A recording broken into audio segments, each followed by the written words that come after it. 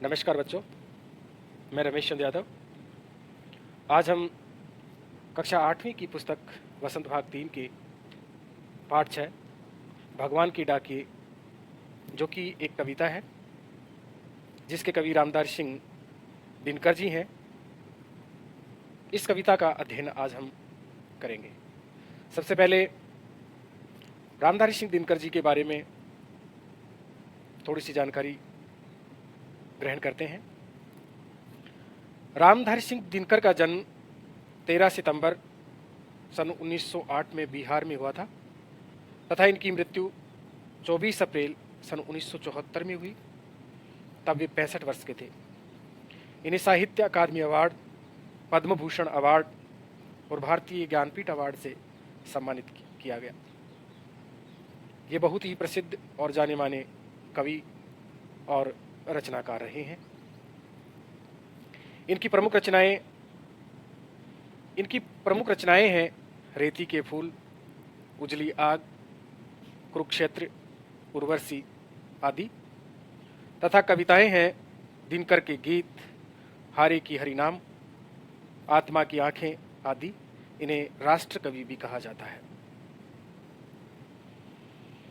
आइए अब पाठ में प्रवेश करते हैं। भगवान के डाकिए कविता के द्वारा कवि कहते हैं कि भगवान बादलों के द्वारा पेड़ पौधों, पहाड़ों के लिए संदेश भेजते हैं। बादलों द्वारा बरसाया जल उनके लिए सुखद संदेश लाता है। कवि पूरे विश्व को एक मानते हैं क्योंकि प्रकृति ने दो देशों में फर्क या अंतर नहीं समझा है। बच्चों, इस कविता का जो मूल संदेश है वो यही है कि प्रकृति सबके प्रति समत्व भाव रखती है और हमें भी इसी प्रकार का समत्व भाव समस्त संसार के प्रति रखना चाहिए। और यही संदेश इस कविता के द्वारा प्रेषित किया गया है। वे कहते हैं कि एक देश से दूसरे देश को जाती सुगंध का कोई बांध नहीं सकता, कि एक देश से दूसरे देश को यदि कोई सुगंध जाता है तो उसको बांधा नहीं जा सकता, अर्थात उसको रोका नहीं जा सकता। इस कविता की भाषा तत्सम तद्भव शब्दों से युक्त सरल भाषा है। इस कविता में तत्सम शब्दों का इस्तेमाल किया गया है और तद्भव शब्दों का भी सरल प्रयोग इस कविता की भाषा में है। तत्सम और तद्भव शब्दों के बारे में आपको पहले से जानकारी होगी। तत्सम संस्कृत शब्दों को कहते हैं। तत् यानी उसके, सम यानी समान, अर्थात उस संस्कृत भाषा के शब्दों को तत्सम शब्द कहते हैं। और तद्भव उससे उत्पन्न, अर्थात संस्कृत से जो उत्पन्न शब्द हैं वे तद्भव शब्द कहलाते हैं। आइए अब इस कविता का हम अध्ययन करते हैं। भगवान के डाकिए। डाकिए का अर्थ आप समझते होंगे। डाक यानी संदेश देने वाला। पक्षी और बादल ये भगवान के डाकिए हैं जो एक महादेश से दूसरे महादेश को जाते हैं। पक्षी और बादल ये भगवान के डाकिए बताए गए हैं। और डाकिए का अर्थ होता है संदेश देने वाला, जो एक महादेश माने विशाल देश से दूसरे विशाल देश को जाते हैं। पक्षी भी जाते हैं और बादल भी जाते हैं। तो ये पक्षी और बादल हैं, उनको भगवान का संदेशवाहक बताया गया है, अर्थात ये भगवान के संदेश को एक स्थान से दूसरे स्थान पर ले जाते और लाते हैं। हम तो समझ नहीं पाते हैं मगर उनकी लाई चिट्ठियां यानी पत्र, पेड़ पौधे, पानी और पहाड़ बाँचते हैं, अर्थात पढ़ते हैं।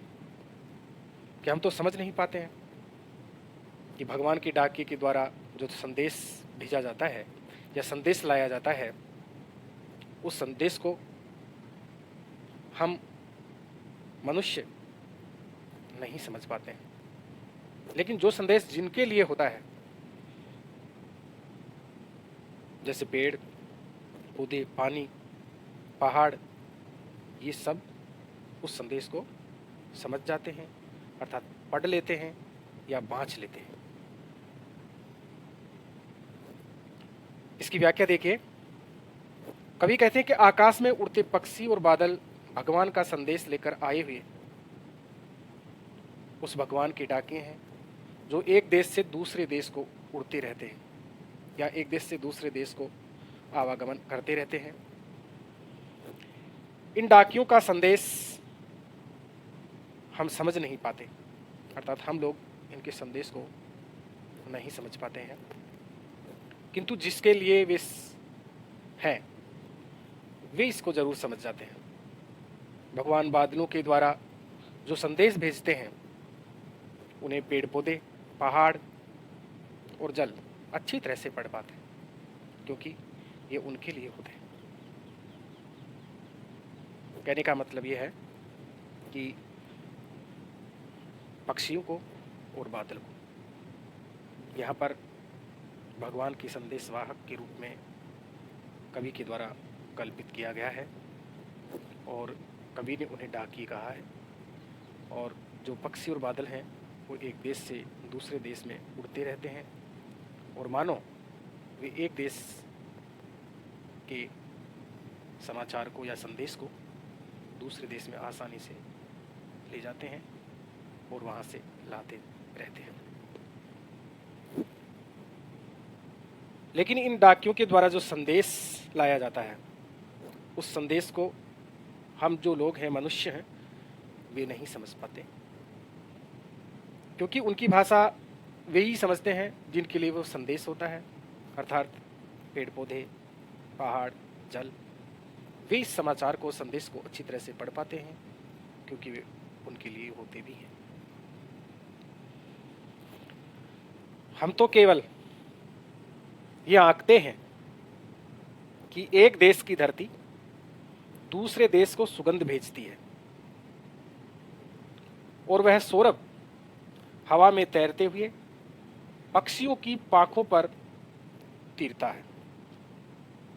हम तो केवल सिर्फ आंकते हैं, अनुमान करते हैं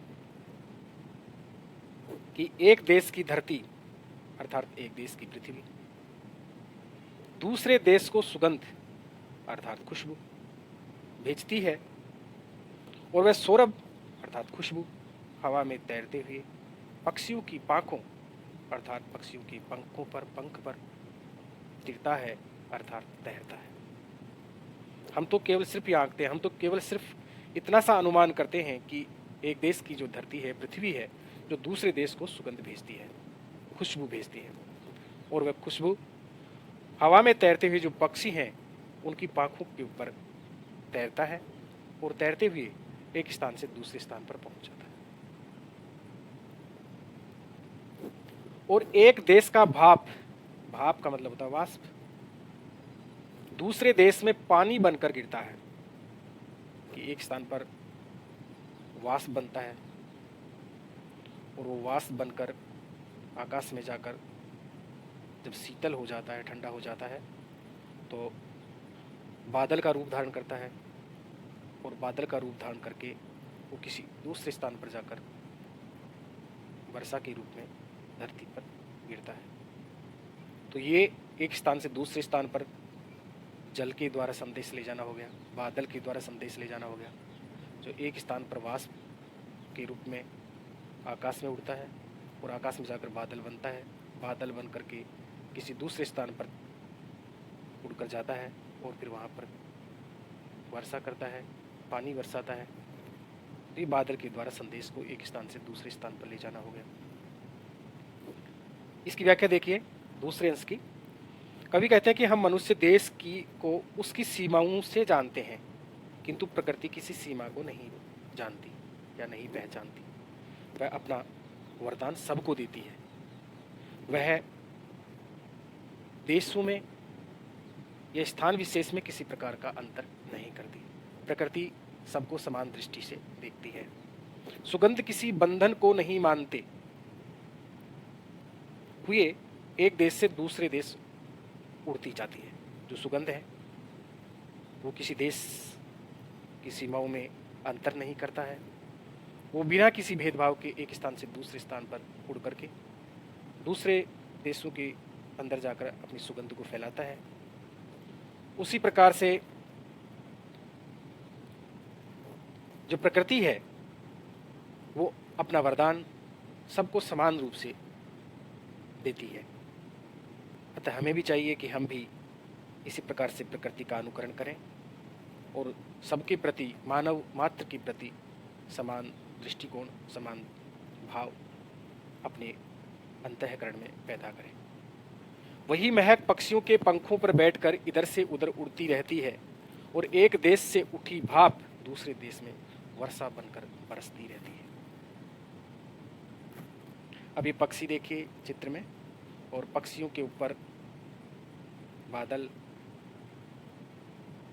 जो एक स्थान से दूसरे स्थान पर बिना किसी सीमा को ध्यान में रखे हुए उड़कर जाते हैं और अपनी जो खुशियां हैं, अपना जो संदेश है, उसको बिना किसी भेदभाव के दूसरे देश तक ले जाते हैं और इसी प्रकार से वहाँ के संदेश को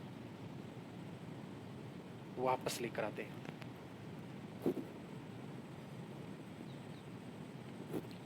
इनके लिए न कोई अपना है, न कोई पराया है, अर्थात समस्त जो संसार है, समस्त जो भूमि है वो एक है। आइए इस पाठ के सार को एक साथ देखते हैं। इस कविता में दिनकर जी बताते हैं कि पक्षी और बादल भगवान की डाकी हैं और जो एक विशाल देश का संदेश लेकर दूसरे विशाल देश को जाते हैं, उनके लाए पत्र हम नहीं समझ पाते, मगर पेड़ पौधे, जल और पहाड़ पढ़ लेते हैं।